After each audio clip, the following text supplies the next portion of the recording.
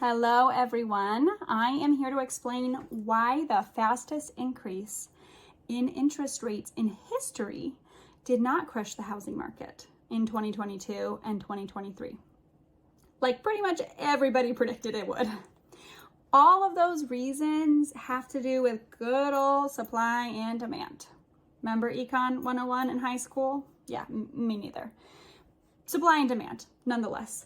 There were over 4 million homes for sale for most of 2007 in the United States, while for most of 2023, there were fewer than 600,000 homes for sale for much of the year.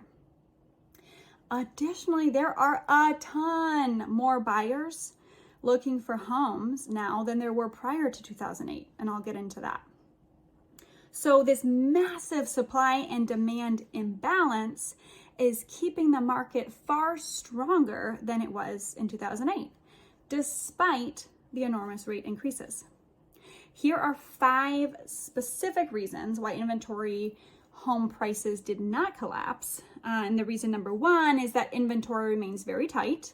And that is actually because builders have not been building, or they've been building at a much slower pace over the last 15 years.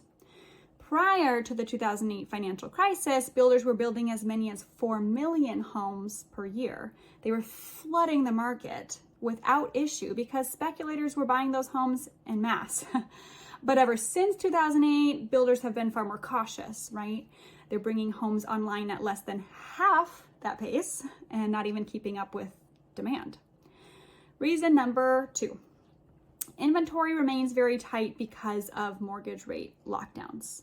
Mortgage rate lockdowns, it's a phenomenon where basically sellers with very low rates on their mortgage stay in their homes for longer, right? They refuse to sell, they're clinging on to that interest rate for dear life and aren't going anywhere.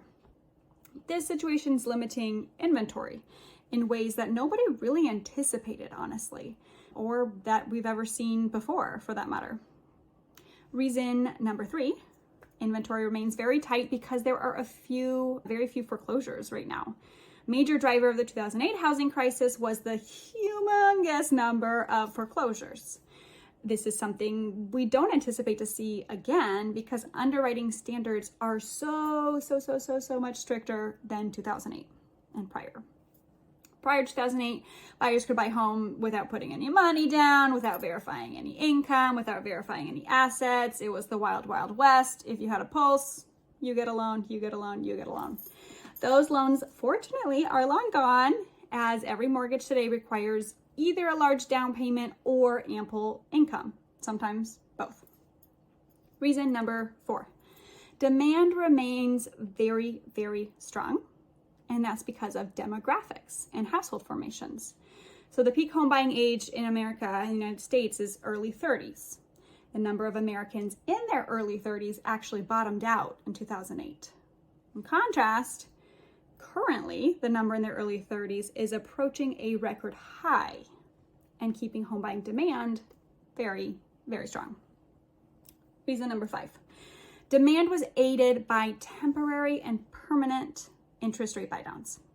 Buyers were able to avoid the pain of higher interest rates in a lot of cases by taking advantage of the interest rate buydowns offers, and they surfaced a ton over the last year or 2 for us.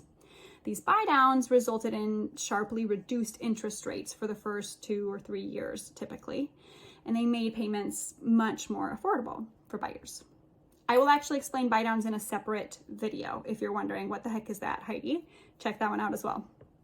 Anyways, those are 5 reasons why the housing market did not collapse, and they're reasons that we've been highlighting here at JVM Lending ever since the Fed first started raising those rates.